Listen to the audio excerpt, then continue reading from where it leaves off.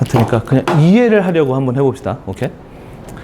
자, 우리가 결국 영어는 문장을 이해하면서 전체적인 글을 이해하는 게 최종 목표인 언어란 말이야. 그지? 참 문장을 구성하는 방식부터 이해를 하는 게 가장 중요해. 자, 그러면 문장이라는 걸 우선 구성할 때는 두 가지가 중요한데, 첫 번째는 뭐냐면 구성 요소를 이해해야 되고, 두 번째로는 그거를 배열하는 방법에 대해서 이해를 해야 돼. 솔직히 이 두 가지만 이해하면 너도 지금 미국인처럼 글을 쓸 수 있다고 이론적으로는 얘기할 수 있어. 하지만 이게 이론적인 거야. 아무래도 수많은 것들이 들어가겠지. 자, 그런데 우선 구성 요소부터 얘기를 해볼게. 자, 구성 요소로는 우선 너가 알고 있는 품사들이 들어가. 명사가 있을 거고, 형용사가 있을 거고, 그리고 부사가, 동사가 있을 거야. 우선 이 세 개가 필수 요소야. 얘 세 개가 우선 필수 요소라고 생각을 하자. 자, 그러면 우선 명사부터 얘기를 해볼게. 자, 명사는 아까 우리 뭐를 얘기할 때 한다 그랬지? 뭐를 얘기하고 싶을 때 명사가 나온다? 물체랑 사람이랑. 맞아. 물체, 좋아. 사람, 그리고 너가 방금 얘기한 개념. 이 세 가지가 있어. 자, 근데 이 생각을 잘만 해보자. 물체랑 사람은 우리가 그냥 진짜 이름으로 부르면 되잖아. 그지? 예를 들어서 선생님, 학생, 칠판, 노트북, 뭐 프로젝터, 책상, 교실 뭐 이런 거 하면 되잖아. 자, 그렇기 때문에 얘네는 기본적으로 단어로만 이루어지면 돼. 그지? 얘네는 단어로 100개든 1000개든 말할 수 있어. 근데 문제는 개념이야. 자, 우리가 개념도 단어로 말할 수 있는 애도 있어. 예를 들어서 뭐 사랑, 믿음 뭐 이런 단순한 개념들은 우리가 단어로 얘기할 수 있지. 근데 예를 들어서 너 취미가 뭐야?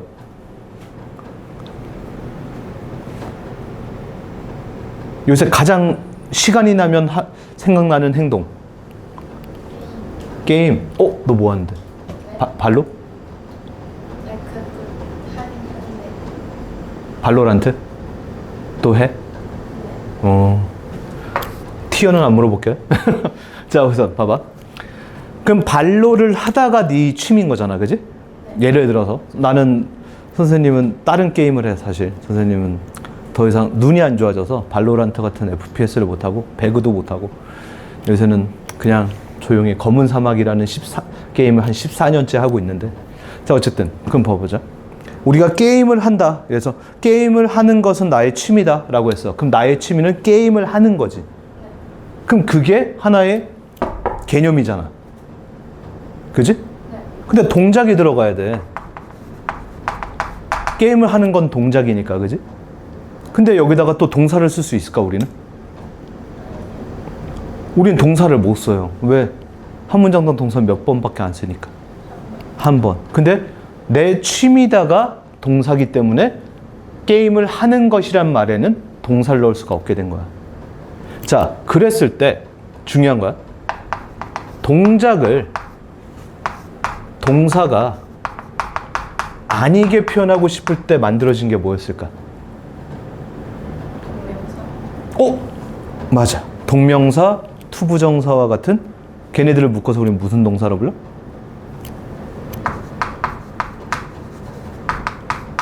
준동사라고 해.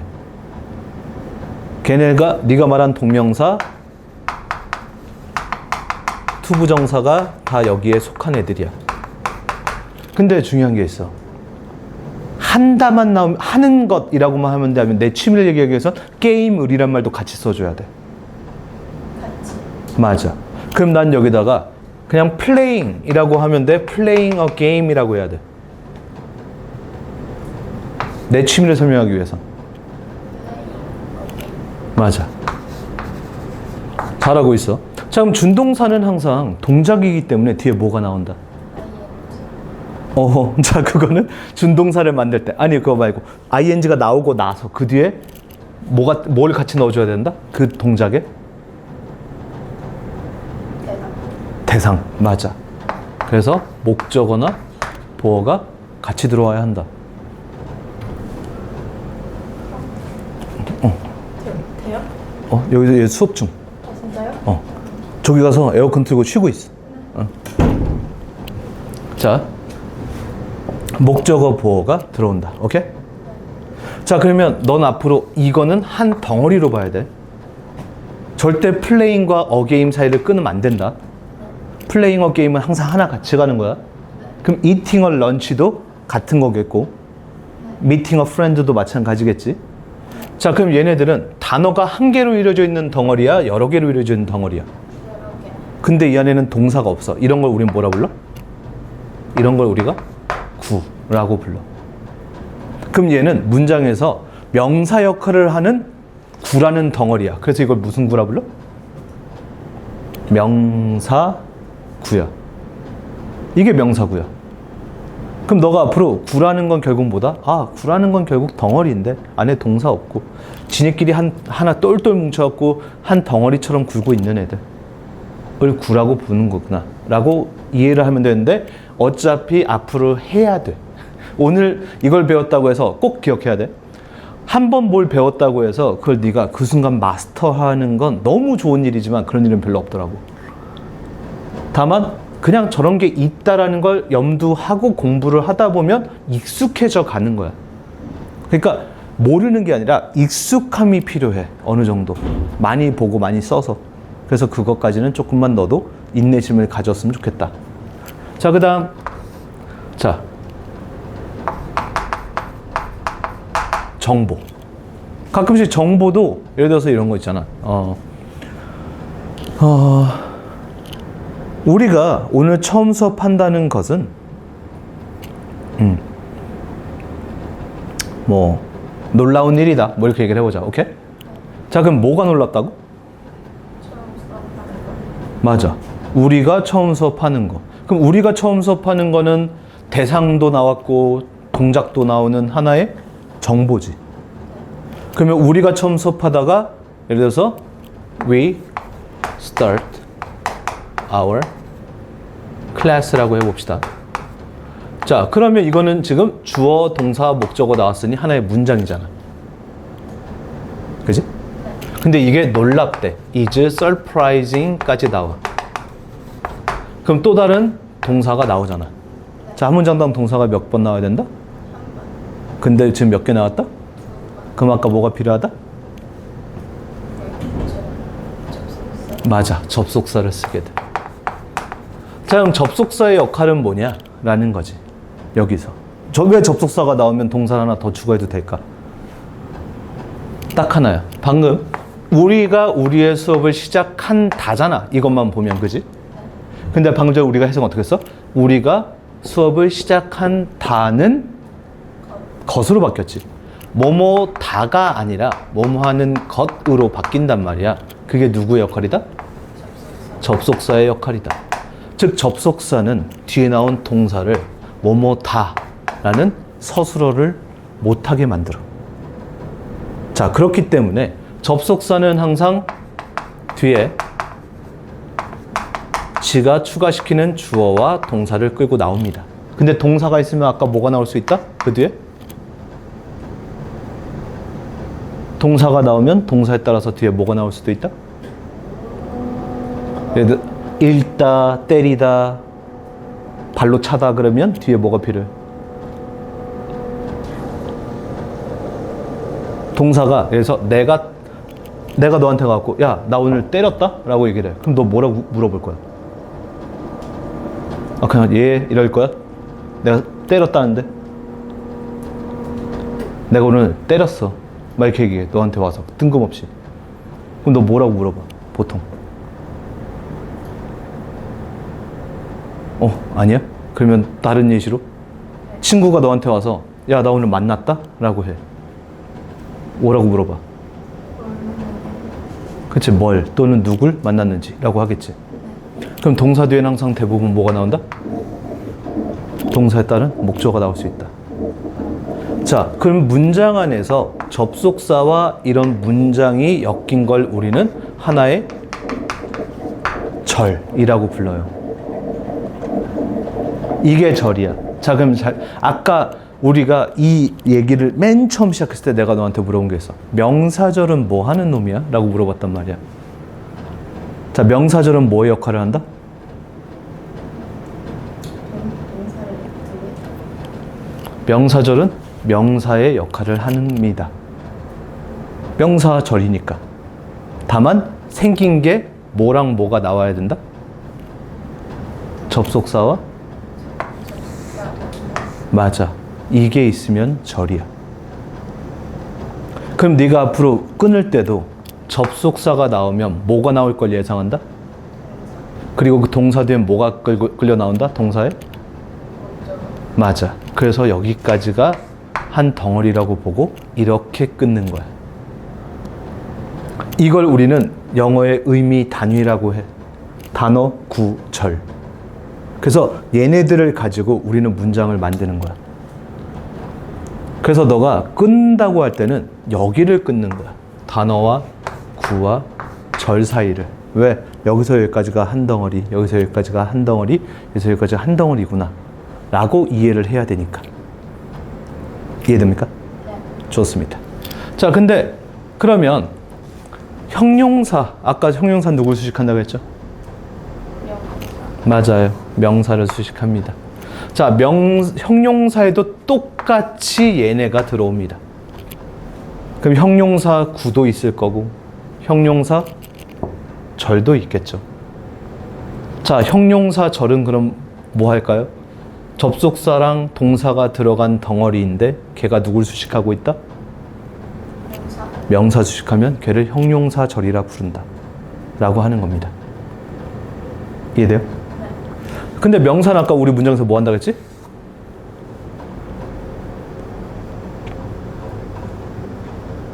아까 전에 명사는 문장에서 뭐의 역할을 한다? 주어. 맞아. 주어 또 목적어. 목적어 보어. 맞아. 자, 그럼 이제 잘 생각해 봅시다. 만약에 너가 ing랑 명사가 나와서 이렇게 덩어리 구가 묶였어. 근데 얘가 문장 맨 앞에서 주어 역할을 하고 있어. 걔를 우린 무슨 거라 불러야 돼? 얘는 구지만 뭐의 역할을 한다? 명사. 그래서 명사구라 한다. 그럼 만약에 동사 뒤에 목적어 자리에 접속사 플러스 동사가 쓰였어. 그럼 걔는 목적어 역할을 하고 있는 절이니까 무슨 절? 그렇게 부르는 거야. 이해되십니까? 좋습니다. 이게 조금 있다가 접속사 문제 풀 때 굉장히 중요한 얘기야. 이거가 다야, 대부분. 근데 이거를 죽어라 이해를 못하거나 아니면 안 외워서 개고생을 하죠, 다 같이. 자, 그러면 여기까지 이해됐으면 동사는 그냥 혼자입니다. 동사는 단어가 구가 절이 없어요. 얘는 그냥 단어입니다. 그럼 얘와 얘와 얘만 있으면 문장은 만들어진다. 여기까지 이해됨? 좋아. 자, 그런데 자, 그럼 이걸 잠깐 지우고 아예 안 쓸 거지, 지금은. 너 집에 가선 쓸 거야? 아, 그냥 영상으로만 볼 거야? 야, 보긴 해야 돼. 복습은 해야 된다고, 이거를. 어떻게 하실 거야? 집에 가선 쓰실 거야? 아니면 집에 가서도 영상으로만 보실 거야? 쓸게요. 한 번은, 근데 이렇게 하지 마. 이거 쓸 때 보통 이제 중학교 공부를 처음 하는 친구들이 가장 내가 싫어하는 노트를 적는 게 뭐냐면 내 거를 그대로 베꼈어. 무슨 말인지도 이해가 안 되는 상태에서 그냥 막 아무 생각도 없이 그냥 막 베꼈어. 그런 다음에 한 3일 뒤에 보잖아. 무슨 말인지 하나도 몰라. 내가 뭘 썼는지도 모르겠는 거야. 원래 노트는 어떻게 적는 거냐면 너가 미래에 너한테 쓰는 편지같이 써야 돼. 명사, 단어. 이게 뭐냐면 이런 거야. 명사구는 이런 거다. 잘 이해해라. 명사절은 이런 거야. 라고 이해를, 그러니까 편지처럼 써야 돼. 상대방은 너한테 미래에 너가 읽었을 때 충분히 이해갈 수 있게 친절하게. 이건 꼭 기억해줘. 왜냐면 이걸 하지 않으면 단어를 굳이 이거 쓸 필요 없어, 사실. 그렇게 안 할 거면. 어차피 이거 한번 베껴 쓰는 건데 무슨 의미가 있겠냐고. 자, 다음 두 번째 이제 배열 얘기를 할까? 자, 우리는 그러면 방금 전에 이렇게 덩어리를 만드는 법을 얘기했어요. 오케이? 자, 그럼 이제 배열 얘기를 해볼게요. 자, 문장은 영어에서 어순이라는 개념은 굉장히 중요해. 너무 중요한 얘기야, 이게. 왜냐면 한국말은 기본적으로 단어의 순서를 바꿔봐봐. 나는 집에 간다라는 문장을 나는 집에 간다, 나는 간다 집에, 집에 간다 나는, 간다 집에 나는 해도 뜻이 바뀌어 안 바뀌어? 왜? 왜 안 바뀔까? 한국어는. 근데 영어를 볼까? I go home, home go I home go. 뜻이 바뀌는 게 아니라 문장이 망가지잖아. 네. 왜 영어는 섞으면 안 되고 한국말은 되지? 이게 영어와 한국어의 가장 큰 차이야. 물론 스펠링이 가장 큰 차이겠지만 딱 하나, 이거야. 나는 집에 간다. 은는이가 뭐뭐에 이런 말이 있기 때문에 한국어는 정말로 각각의 단어가 문장에서 나는이 는이 붙었기 때문에 얘가 문장 뒤로 가든 중간에 가든 처음에 가든 얘가 주어인 건 누구나 알 수 있어. 그지? 간다는 얘가 다가 붙었기 때문에 얘가 여기 가든 저기 가든 저기 가든 서술어인 걸 알 수 있단 말이야. 근데 영어는 뭐가 없어? 그런 게 없어. I go home. 얘가 어디 가든 그냥 홈은 홈이야. 그렇기 때문에 영어 입장에선 어때? 각 단어의 역할을 설명할 수 있는 방법이 필요해졌어. 왜? 한국어는 은는이가 뭐 이런 조사가 있기 때문에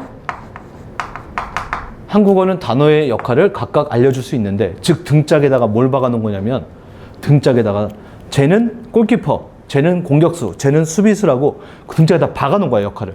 그래서 걔가 어디서 뭘 하고 있든 아, 쟤는 골키퍼구나 우리는 알 수 있어. 근데 얘네는 등번호에 뭐가 있냐면 그냥 이름만 적혀져 있는 거야. A, B, C 이런 식으로. 그럼 우리 입장에선 제가 영어를 해석할 때 가장 힘든 게 뭐냐면 한국인들이 이 단어를 내가 공격수로 볼지 수비수로 볼지 골키퍼로 볼지 알 수가 없다라는 거야. 그러다 보니까 어떻게? 자, 첫 번째, 영어를 해석하기 힘든 이유. 첫 번째, 덩어리가 아니라 단어별로 보면 해석은 안 돼. 영어 문장은 단어로 보는 게 아니라 덩어리로 보는 거야. 아까 말한 그 덩어리로. 두 번째, 단어 배열. 내가 지금 보고 있는 이 덩어리가 뭐의 역할을 하고 있는지, 주어인지 수식어인지 목적어인지 보어인지 그걸 내가 알아내야 돼. 안 적어줘. 한국어처럼. 한국어는 그게 적혀 있기 때문에 아무 생각 없이 읽어도 되는데 영어는 그게 안 적혀 있단 말이야. 내가 알아내야 돼. 이게 가장 치명적인 영어의 단점이자 우리가 영어를 해석할 때 가장 힘들어하는 이유 중 하나야. 그러면 우리는 오늘 이 어순 얘기를 하면서 정리할 건데 얼마 안 걸려? 자, 이제 거의 끝났어. 자, 영어의 어순은 그래서 정해놨어.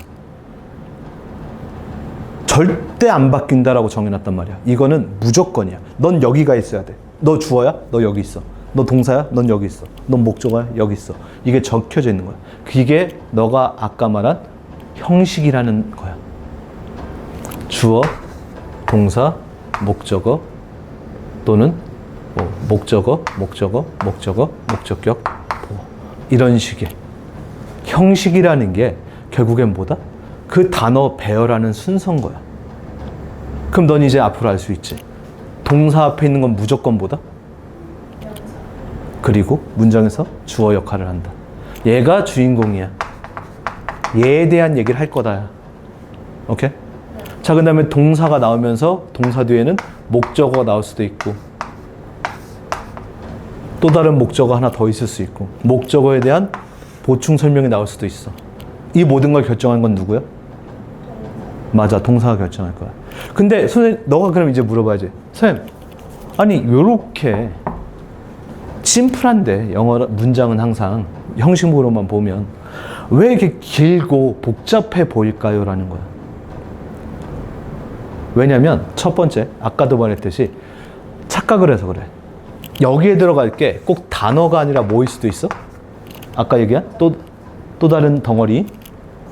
구나? 맞아. 그러면 단어 하나가 아닌 거잖아, 주어 자리에. 길어지는 거야.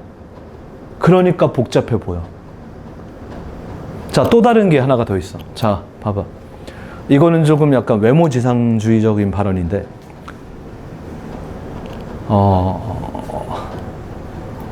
인간은 예를 들어서 몸이 커지는 이유가 두 가지가 있다, 사실. 첫 번째, 방금 전에 이것처럼 구나 절처럼 뭔가 이렇게 탄탄하게 뭔가 되게 그 안이 그냥 여기 안에 있는 게 커지는 거야. 이거 자체가. 이게 뭐야? 인간으로 치면 운동을 해가지고 막 몸이 커지는 거야. 그런 존재들이 있고 또 다른 게 뭐가 있을까? 왜 근육 막 운동해서 몸이 커지는 이유 말고 또 다르게 커지는 이유는 뭐가 있어서? 살이 쪄서.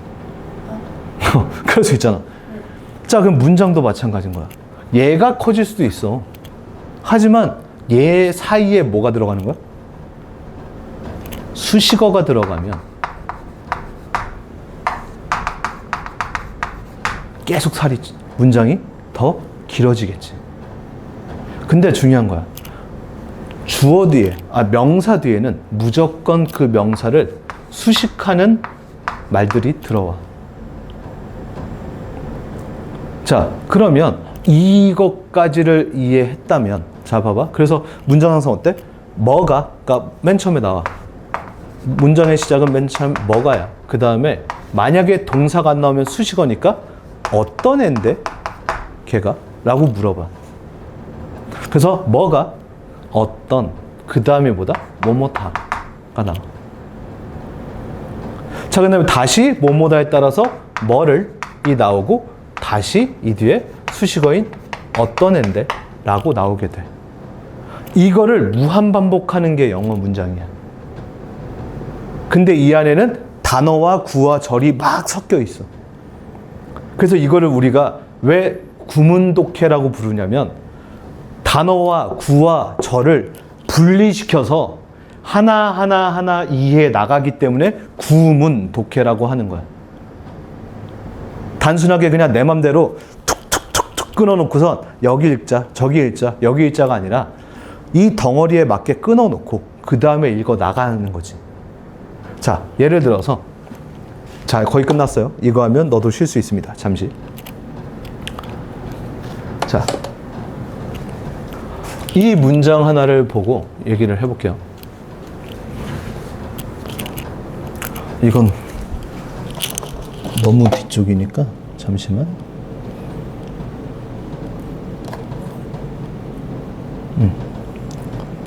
그래, 이 정도 좋습니다.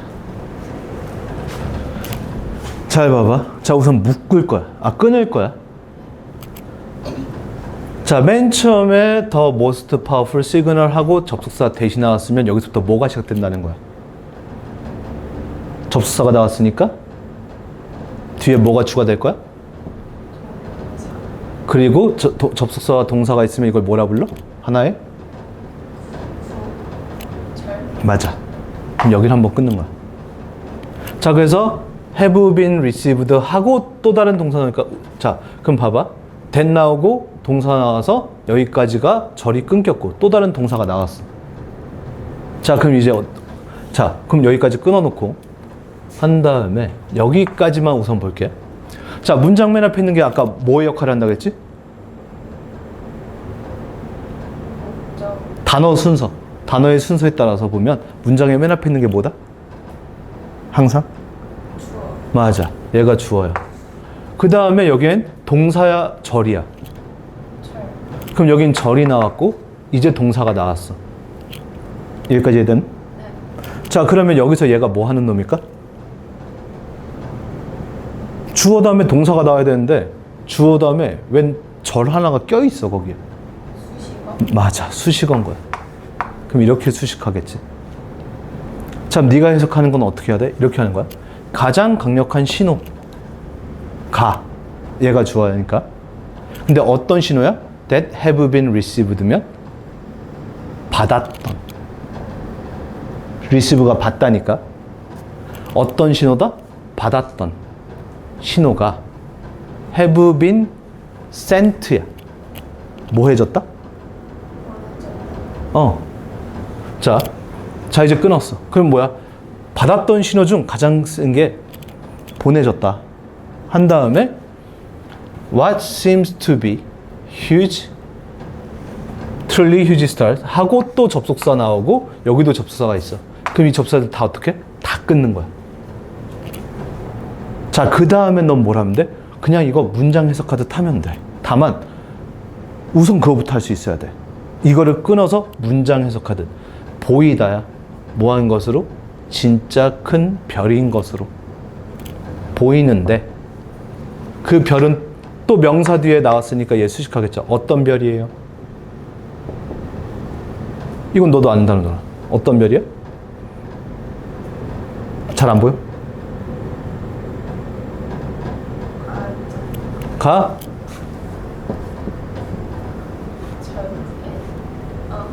name, 이름 짓다. 이라고? 이름을 지어줬다. 그치, 이 별한테 라는 거야. 자, 그럼 우리가 이제 알 수 있는 건 뭐야? 아, 가장 강력한 신호를 보낸 애가 있는데 걔한테 과학자들이 준성이라는 이름을 지어줬구나 라고 하면서 이해하면서 문장이 끝나는 거겠지. 자, 그래서 오늘 너한테 이 얘기를 해주는 이유는 크게 두 가지야. 문법을 들을 때도 우리 수업은 방금 전에 너한테 얘기한 한 3, 40분 정도 수업했던 그 내용을 바탕으로 수업하게 돼. 모든 독해와 해석과 문법이. 근데 이 개념 자체가 너한테 흐트러지거나 아니면 너가 이거 아예 정리가 안 된 상태에서 수업을 들으면 너무 버거워할 것 같아서 우선 기본적으로 오늘부터 이렇게 한 거니까 이해해 주시고. 오케이? 좋습니다.